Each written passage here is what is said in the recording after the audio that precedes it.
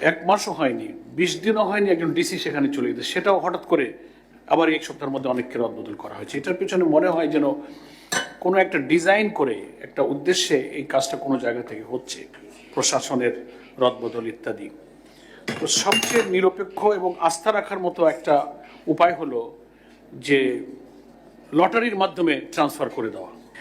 একই দিনে গণভোট আর জাতীয় নির্বাচনের ঘোষণা প্রধান উপদেষ্টার ভাষণে এসেছে, গেজেটও সেটা এসছে।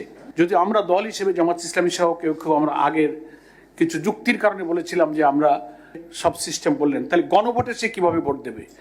গণভোটের ব্যাপারে প্রবাসীদের ভোটের তাদের তো ব্যালট আলাদা, সিস্টেম আলাদা, একই সিস্টেমে কিভাবে তারা ঢুকবে? তারপর হচ্ছে যে জুলাই সনদের যে সাবজেক্টগুলো ন্যাশনাল কনসেনসাস কমিশনে একমত হয়ে যেটা ভোটে যাচ্ছে, এটাকে তো জাতিকে জানানোর জন্য পাবলিক করতে হবে। এটাকে ইলেকশন কমিশন তার ওয়েবসাইটে দেবেন, প্রচারপত্র, পুস্তিকা, পাবলিকেশন, পাবলিসিটি করবেন, সে সম্পর্কে কিন্তু কিছু আসেনি।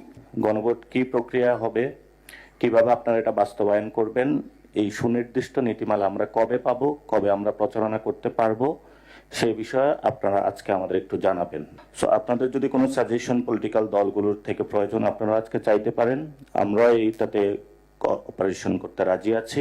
আরেকটি বিষয় রয়েছে, যেটা হলো এই তরুণ প্রজন্ম এখন যেহেতু এই ইলেকশনে অংশগ্রহণ করবেন, এটা ফেস্টিভ মোড করার জন্য আপনারা প্লিজ আইন শৃঙ্খলা বাহিনীকে একটু অ্যাক্টিভ করবেন, যেহেতু একটু বিশৃঙ্খলা যদি সৃষ্টি হয়, হয়তো বা তরুণ প্রজন্ম যে ইলেকশন প্রসেস, গণতান্ত্রিক প্রক্রিয়ার মধ্যে যে একটা সম্মান বোধ আসছে, এটা যাতে নষ্ট না হয়ে। ইলেকশনের সময় তো বটে, ইলেকশনের পূর্বকালেও কিন্তু নির্বাচনের পরিবেশ একটা গুরুত্বপূর্ণ ব্যাপার, এবং নির্বাচনের পরিবেশটাই হয়ে উঠবে নির্বাচনে ক্ষেত্রে সবচেয়ে বড় চ্যালেঞ্জ। এবং সেই ক্ষেত্রে আমরা বারবার বলেছি যে নির্বাচন পরিবেশ মনিটরিং একটা কমিটি করা দরকার, যেটা উদ্যোগ সরকার, নির্বাচন কমিশন নেবে, এবং পলিটিক্যাল পার্টিদের সেন্ট্রাল প্রতিনিধিরা সেখানে থাকবেন। সুতরাং রাজনৈতিক দলগুলো যখন সহযোগিতা করেছে, তখনই কেবল এই দেশে ভালো নির্বাচন হয়েছে।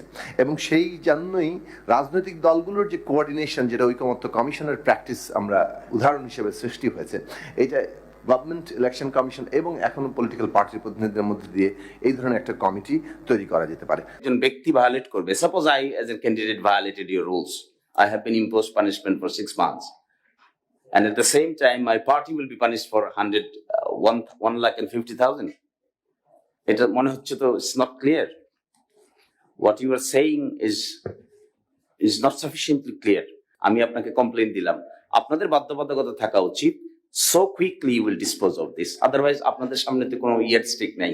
আমি কমপ্লেইন দিয়ে বসে থাকবো, আপনারা ডিসপোজ করবেন না, আমার আর কিছু করার থাকবে না। প্রবাসীরা যেই সময়সীমার মধ্যে রেজিস্টার করতে পারবেন, সেখানে অঞ্চলগুলোকে ভাগ করে 5 দিনের একটা সময়সীমা দেওয়া হয়েছে। অথচ আমরা জানি যে দেশে যারা ভোট দিবেন, সেই কম্পারিজনে প্রবাসীদের ভোটে অংশগ্রহণটা জটিলতা বেশি থাকে।